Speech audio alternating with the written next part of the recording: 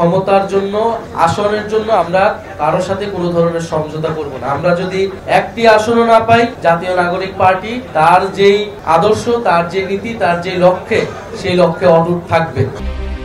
মাঠ পর্যায়ে জোট সমঝোতার গুঞ্জন যখন তুঙ্গে, ঠিক তখনই সব জল্পনা কল্পনা থামিয়ে ধীর অবস্থান নিয়েছে এনসিপি। ক্ষমতা ভাগাভাগি নয়, স্বাধীন লড়াই দলটির একমাত্র পথ। ক্ষমতা বা আসন বণ্টনের প্রশ্নে দলটি কারো সঙ্গে সমঝোতায় যাবে না। একটি আসন না জিতলেও আমরা আমাদের আদর্শ, নীতি ও লক্ষ্য থেকে সরে আসব না। 23 নভেম্বর রাজধানীর শাহবাগে আয়োজিত এক সংবাদ সম্মেলনে এসব কথা বলেন এনসিপির আহ্বায়ক নাহিদ ইসলাম।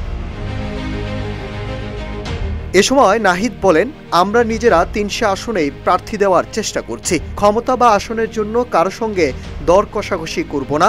নাহিদ অভিযোগ করে বলেন, এনসিপিকে নিয়ে বিভিন্ন গুজব ও মনগড়া তথ্য ছড়ানো হচ্ছে, যাতে মানুষ বিভ্রান্ত হয়। একটি নির্দিষ্ট দিকে এনসিপিকে ঠেলে দেওয়ার চেষ্টা চলছে, কিন্তু আমরা স্পষ্ট করে দিয়েছি আমাদের রাজনীতি জনগণের জন্য এবং আমরা জনগণের কাছে স্বাধীনভাবে পৌঁছাতে চাই।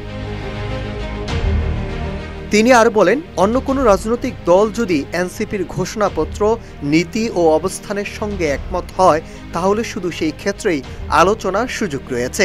যে কোনো রাজনৈতিক সমঝোতা যদি হয়, তা আদর্শিক ভিত্তিতেই হবে, ক্ষমতা বা পথ বণ্টনের ভিত্তিতে নয়।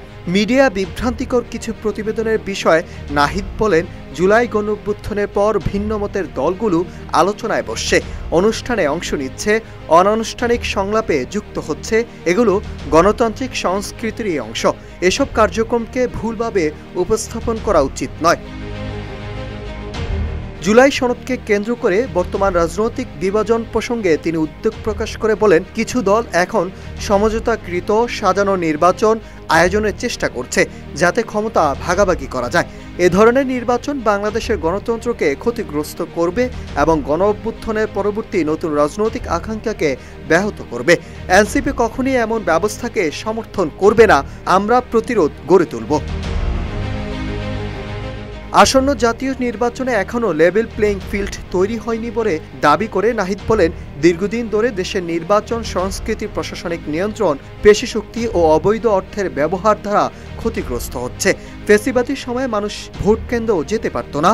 সুষ্ঠু নির্বাচন নিশ্চিত করতে নির্বাচন কমিশন, সরকার ও প্রশাসনের শক্তি, নিরপেক্ষ ভূমিকা প্রয়োজন, যা এখনও স্পষ্ট নয়।